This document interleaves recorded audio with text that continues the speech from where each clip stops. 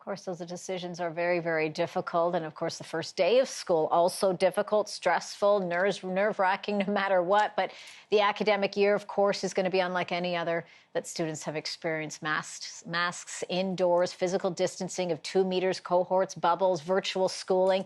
It can be very overwhelming and stressful for children. Child and youth therapist Tania DaSilva joins me now, and she says it's important for parents to be aware and to make sure that they're comforting their kids during this very difficult time. Tania, great to have you on the program. Thanks for having me. Let's first talk about who's the center of all of this, the kids. Varied ages, of course, from little ones going from kindergarten all the way right up into the high school. What are kids feeling right now? Walk us through what might be going through their minds. So for a lot of our kids, we've been having these conversations over the last couple of weeks, and every school year brings about anxiety because there's that increase in expectations, academics, social routines. There's also a bunch of those unknown factors where, how am I going to do academically? What friends am I going to make? So now there's this added layer of the COVID expectations as well as the COVID unknown. So for a lot of our kids, it's a combination where they're bringing up both anxieties on just regular back to school anxiety, but also COVID questions.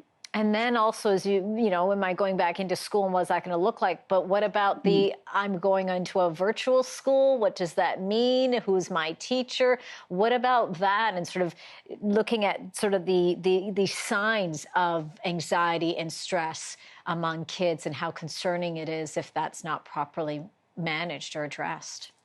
Well, and that has been the virtual school, at least with regular school, they have an idea of what it's like. For a lot of them, they didn't really love the virtual option. So what we're noticing a lot of is kids are asking us more about that social piece. Where they're like, well, am I never going to see my friends? What is that going to look like? Am I going to be stuck at home all year? So we've been focusing a lot on creating either their own little social bubbles or registering them in social skill groups so that they have that element, and it helps them feel a sense of control where I can't control that I'm not going back, but I can at least control the fact that there will be some type of socialization. What kinds of wording, messaging should parents be saying to their kids? And again, and I know it varies based on, age and the decision whether or not they're going to be sending them back, but they will be having some form of academic education, certainly.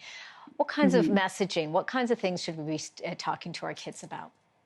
Well, like you said, it is all age dependent. So we always tell parents to think about, is this age appropriate? Are the kids even understanding what you're saying? Is this also something that's even a concern for them? Because what we're noticing is a lot of parents have their own worries and concerns, and some of those aren't actually child problems. So it's stuff that they actually don't need to be discussing. But what we've been doing is really just opening up that space and asking them, what have you heard? And then we're practicing some fact checking to make sure that the information's accurate. How are you feeling? And kind of working through those feelings. And then really thinking about how can we prep? So can we role play? Can we plan for this? Can we get you in a place where you feel ready to take on some of those unknowns? And before I let you go really quickly, what if we're in school for a month or so, but then things have to shut down again? What's your advice there?